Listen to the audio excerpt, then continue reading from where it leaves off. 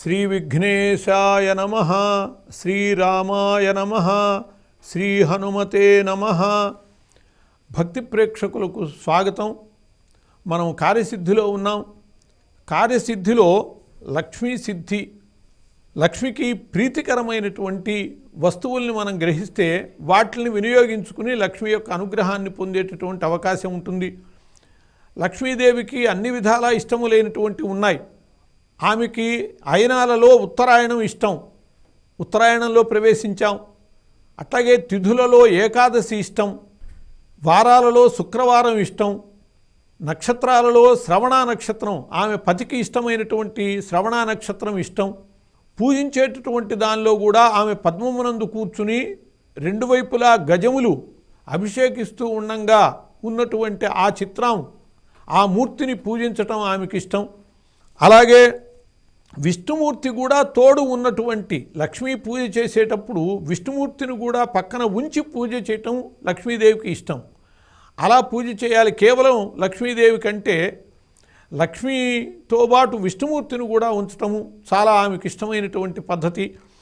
అలాగే ద్రవాలలో పాలు ఆమెకి ఇష్టం, కాయలలో కొబ్బరికాయ ఇష్టం, పండ్లలో అరటిపండు ఇష్టం, పత్రాలలో బిల్వపత్రం ఇష్టం, పూలలో పద్మం ఇష్టం.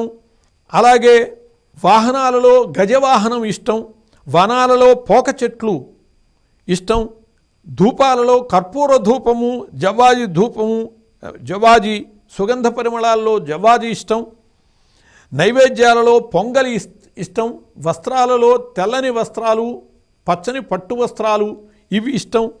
అలా ఆమెకి ఇష్టమైనటువంటి ద్రవ్యాలని సమర్పిస్తూ ఇష్టమైనటువంటి పద్ధతిలో పూజించేటట్లయితే ఆమె అనుగ్రహానికి పాత్రలు అవుతాం. ఆమెకి ఇష్టమైనటువంటి పద్ధతి కాక తద్భిన్నమైనటువంటి రీతిలో కనుక ఉండేట్లయితే ఆమె ఆగ్రహానికి కూడా గురి అవుతాం.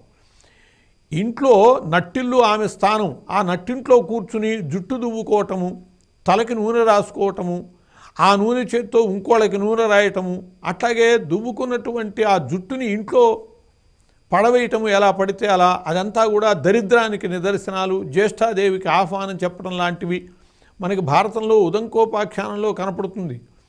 అన్నంలో ఒక వెంట్రుక వచ్చినందుకు దానికి నేత్రములు పోగాక అని చెప్పి శపిస్తాడు ఉదంకుడు. ఆ విధంగా అది చాలా దోషం.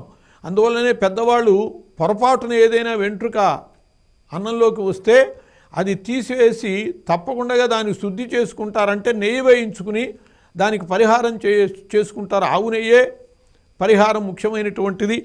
అలా దోషగ్రస్తమైనటువంటి పద్ధతిగా ఉండకుండగా లక్ష్మీదేవికి ఇష్టమైనటువంటి రీతిలో ఉంటూ ఆమెకి ఇష్టమైనటువంటి ద్రవ్యాలతో పూజ చేసేటట్లయితే ఆమె అనుగ్రహానికి పాత్రలం అవుతాము. స్వస్తి.